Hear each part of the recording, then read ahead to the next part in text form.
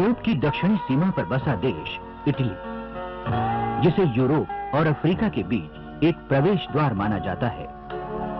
Italy का क्षेत्रफल है 3,01,225 वर्ग किलोमीटर और यहाँ की आबादी लगभग 5,72,00,000 है।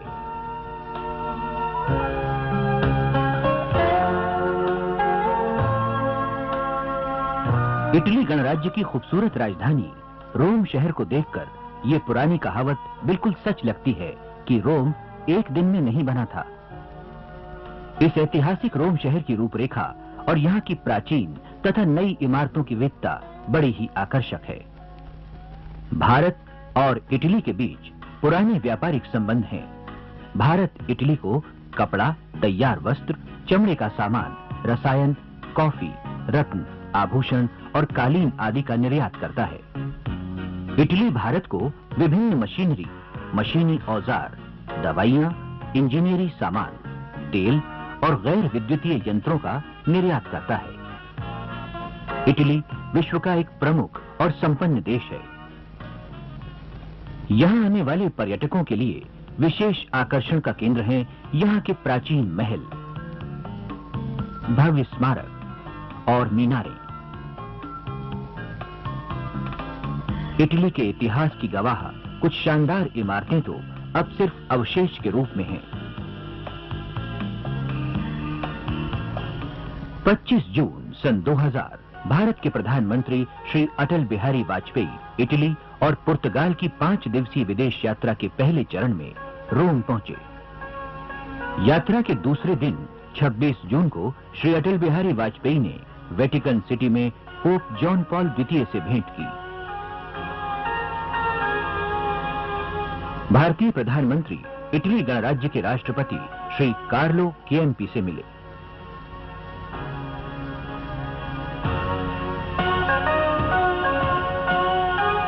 दोपहर को श्री वाजपेयी ने इटली के प्रधानमंत्री श्री जियोलोनो अमेतो से मुलाकात की।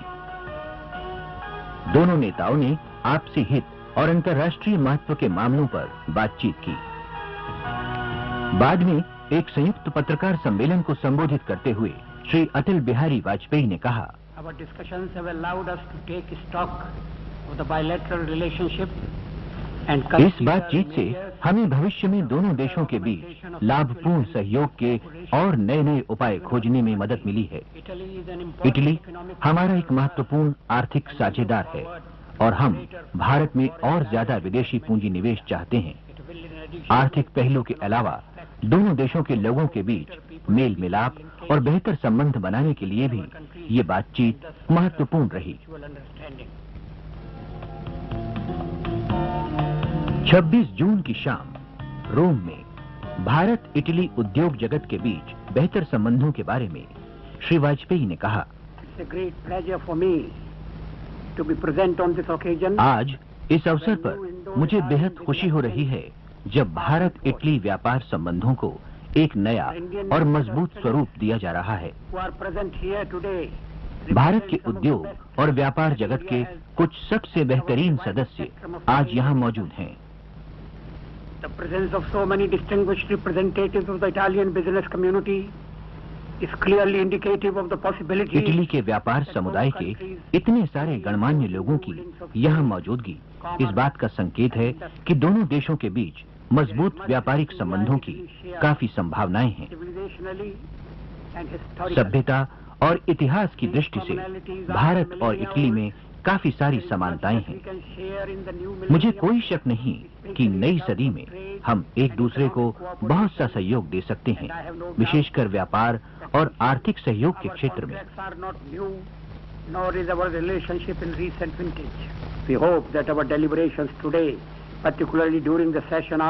मुझे पूरी आशा है कि भारत इटली आर्थिक सहयोग और मजबूत होगा।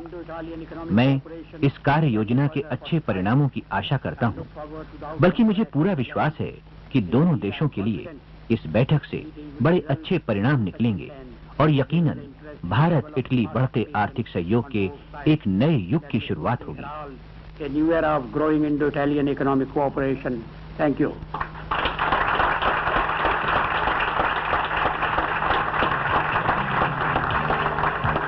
इटली के बाद भारतीय प्रधानमंत्री पुर्तगाल के लिए रवाना हुए।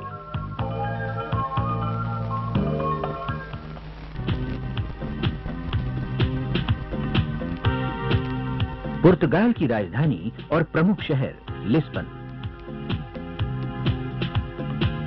इसका इतिहास 20 शताब्दियों से भी ज्यादा प्राचीन है।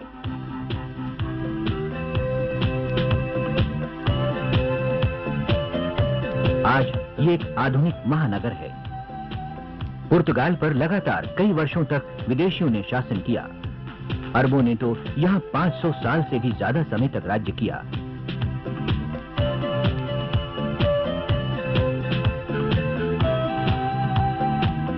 पुर्तगाल का क्षेत्रफल 91,906 वर्ग किलोमीटर है। यहाँ की जनसंख्या लगभग 1 करोड़ है, जिनमें 97% ईसाई मूल के हैं। पुर्तगाल में भारतीय मूल के कोई 70,000 लोग रहते हैं। पुर्तगाल के साथ भारत के संबंध काफी पुराने और घनिष्ठ हैं। 27 जून भारत के प्रधानमंत्री श्री अटल बिहारी वाजपेयी पुर्तगाल की राजधानी लिस्बन पहुंचे। हवाई अड्डे पर भारत के केंद्रीय मंत्री श्री प्रमोद महाजन, भारत के राजदूत और उनकी पत्नी तथा पुर्तगाल के प्रधानमंत्री कार्यालय में उपमंत्री श्री एरवेंडो बारा भी उपस्थित थे। श्री वाजपेयी की यात्रा का ये पड़ाव अत्यंत महत्वपूर्ण था, क्योंकि यहीं लिस्बन में भारत और यूरोपीय संघ के बीच पहले शिखर सम्मेलन का आयोजन किया गया था।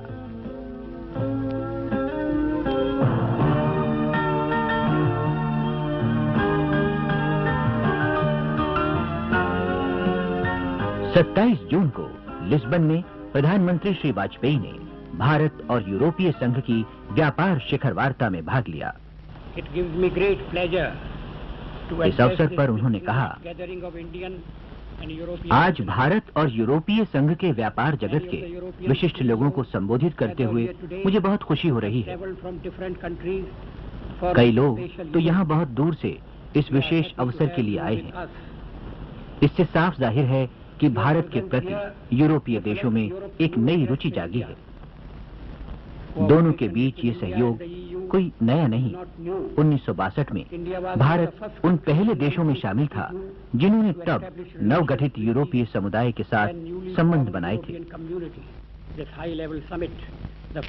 अपने ढंग की ये पहली उच्च स्तरीय शिखर वार्ता 15 देशों के इस संघ और भारत को आपसी सहयोग के लिए एक साझे मंच पर खड़ा कर देती है। आपसी बातचीत, जानकारी के आदान प्रदान और पूंजी निवेश द्वारा सब कुछ संभव है। To take this partnership further, it is important for us to institutionalize such high-level meetings. It is important that we take this initiative further. इस पथ पर और आगे जाने के लिए ये बहुत महत्वपूर्ण है कि ऐसी उच्च स्तरीय बैठकें आयोजित होती रहें, ताकि यूरोपीय समुदाय और भारत के लोगों को करीब लाया जा सके। एक साथ मिलकर हम एक नया बदलाव ला सकते हैं, एक ऐसा बदलाव जो सबकी बेहतरी के लिए होगा और जिसका लाभ दोनों को मिल सकेगा। Benefits on both India and the European Union. Thank you.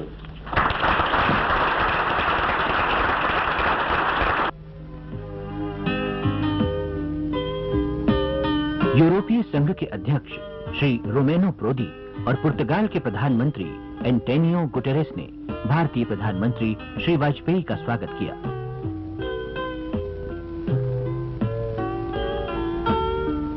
यूरोपीय संघ 15 राष्ट्रों की सदस्यता वाला दुनिया का सबसे बड़ा आर्थिक समुदाय है। भारत और यूरोपीय संघ के पारंपरिक संबंध बहुत महत्वपूर्ण, परस्पर लाभकारी और बहुआयामी हैं।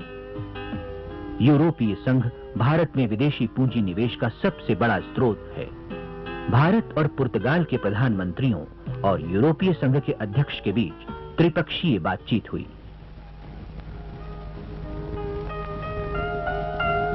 यूरोपीय समुदाय और भारत के बीच नागरिक उड्डयन परियोजना में सहयोग के समझौते पर हस्ताक्षर किए।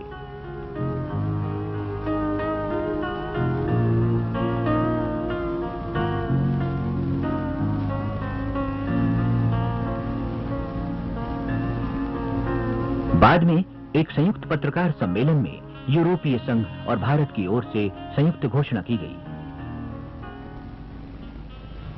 श्री वाजपेयी ने अपने संबोधन में कहा, Today, on the historic occasion of the first ever India-EU आज इस प्रथम भारत यूरोपीय संघ शिखर वार्ता के ऐतिहासिक अवसर पर मुझे बहुत संतोष हो रहा है। मैं पुर्तगाल की सरकार को इस पूरे प्रयास और वार्ता की तैयारी के लिए धन्यवाद देना चाहता हूं। ये सब भारत, यूरोपीय संघ और पुर्तगाल के आपसी स्नेहपूर्ण घनिष्ठ संबंधों का प्रतीक है।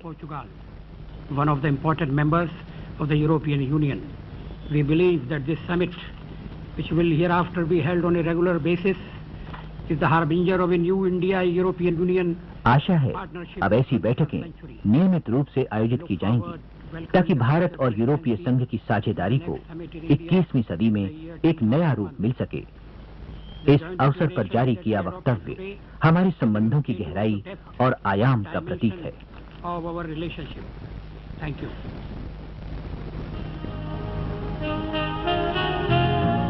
बाद में भारत के प्रधानमंत्री श्री अटल बिहारी वाजपेयी पुर्तगाल के प्रधानमंत्री से मिले। पुर्तगाल और भारत के प्रतिनिधिमंडल के बीच दोनों देशों के अधिकारियों के साथ विभिन्न मामलों पर द्विपक्षीय बातचीत हुई।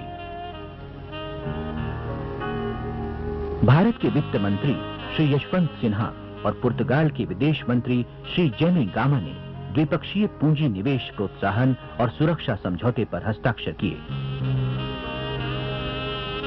इसके अंतर्गत भारत को एक विशेष दर्जा दिया जाएगा। इस अवसर पर प्रधानमंत्री ने अपने भाषण में कहा,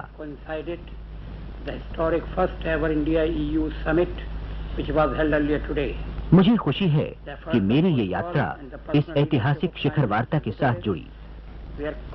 पुर्तगाल की पहल और पुर्तगाल के प्रधानमंत्री के प्रयासों के कारण ये संभव हो सका। पुर्तगाल के प्रधानमंत्री के साथ मेरी बातचीत से आपसी संबंधों को बहुआयामी रूप देने का मौका मिला। भविष्य में भी दोनों देश आर्थिक और राजनीतिक संबंधों की बेहतरी के लिए मिलजुल कर काम करेंगे। दोनों देशों के बीच उच्च स्तरीय बातचीत जारी रहेगी। मैंने पुर्तगाल के राष्ट्रपति और प्रधानमंत्री को भारत यात्रा का न्योता दिया है। I have invited President Sampaio and Prime Minister Guterres to visit India.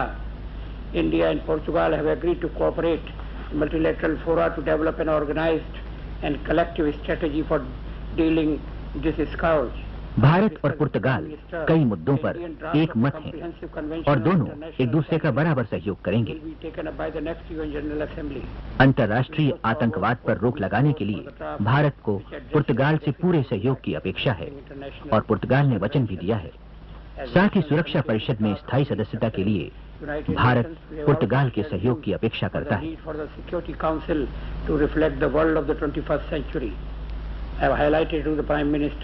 The fact that developing countries constitute an overwhelming majority of the United Nations membership.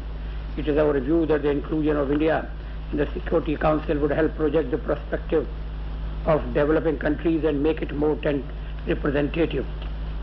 On any objective criteria, India's credentials for permanent membership are persuasive.